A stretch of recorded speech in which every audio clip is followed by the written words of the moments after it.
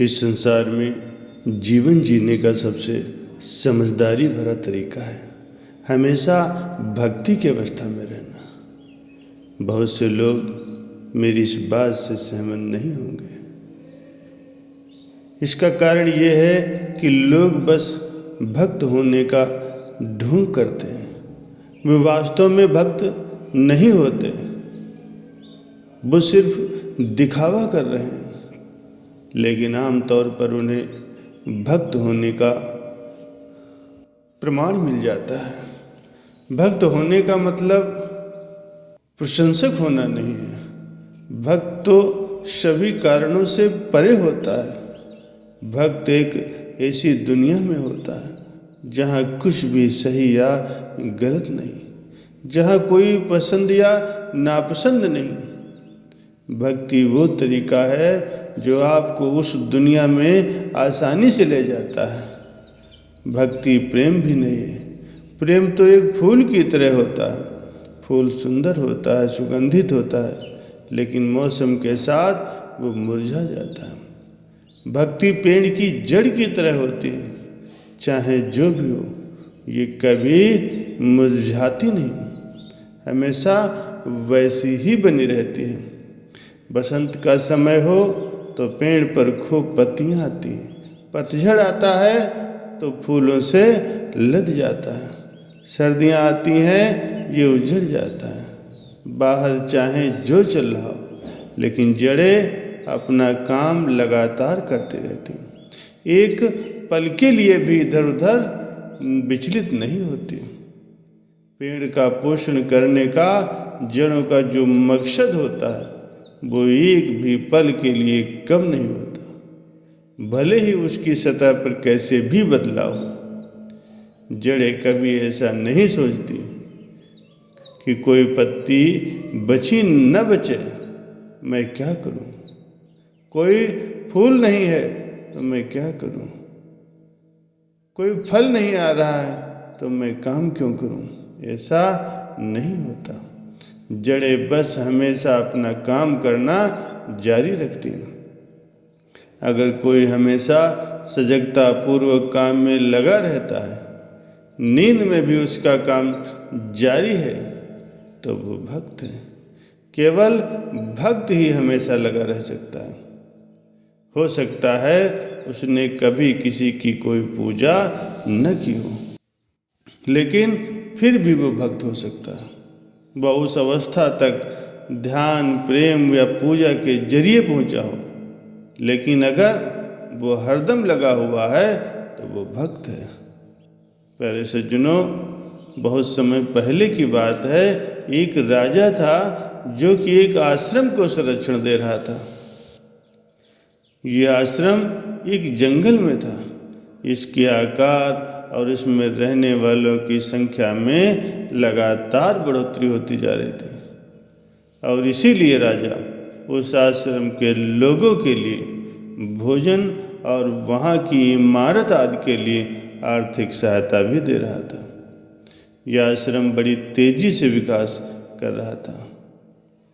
जो योगी इस आश्रम का सर्वे सर्वा था, मुखिया था, वो बहुत मशहूर होता जा रहा था, और राजा के साथ भी उसकी अच्छी नज़दीकी हो गई थी। ज़्यादातर मौक़ों पर राजा उसकी सलाह लेने लगा। ऐसे में राजा के मंत्रियों को ईर्ष्या होने लगी और वे असुरक्षित महसूस करने लगे।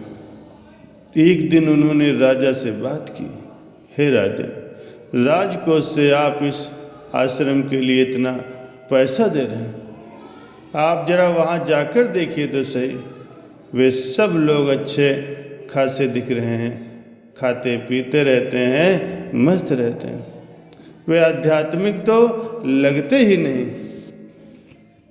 राजा को भी लगा कि वो अपना पैसा कहीं बर्बाद तो नहीं कर रहा है, लेकिन दूसरी ओर योगी के प्रति उसके मन में बहुत सम्मान भी था। उसने योगी को बुलवाया और उससे कहा, मुझे आपके आश्रम के बारे में कई उल्टी सीधी बातें सुनने को मिल रही हैं। ऐसा लगता है कि वहाँ अध्यात्म से संबंधित कोई काम नहीं हो रहा।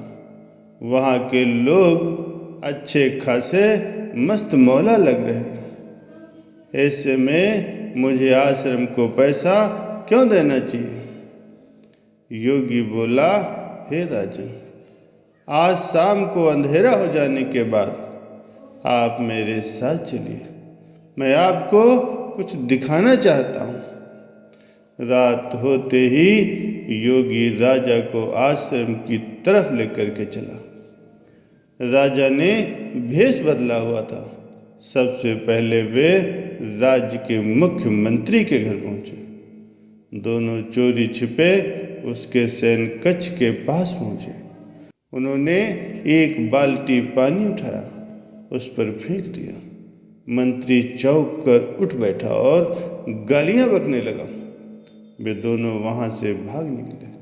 फिर वे दोनों एक और ऐसे शख्स के यहाँ गए जो आश्रम को पैसा न देने की वकालत कर रहा था। वो राज्य का सेनापति था। दोनों ने उसके भी शयन कक्ष में झांका और एक बाल्टी पानी उस पर भी डाल दिया। वो व्यक्ति और भी गंदी गंदी गालियों का प्रयोग करने लगा। इसके बाद योगी राजा को आश्रम में ले गया, जहाँ पर बहुत से सन्यासी सो रहे थे। उन्होंने एक सन्यासी पर पानी फेंका तो वो चौंक कर उठ बैठा। उसके मुंह से निकला, राम राम राम। फिर उन्होंने एक दूसरे सन्यासी पर भी इसी तरह से पानी फेंक दिया तो उसके मुंह से भी निकला, हे प्रभु। योगी ने राजा को समझाया कि महाराज, आप अंतर देखिए।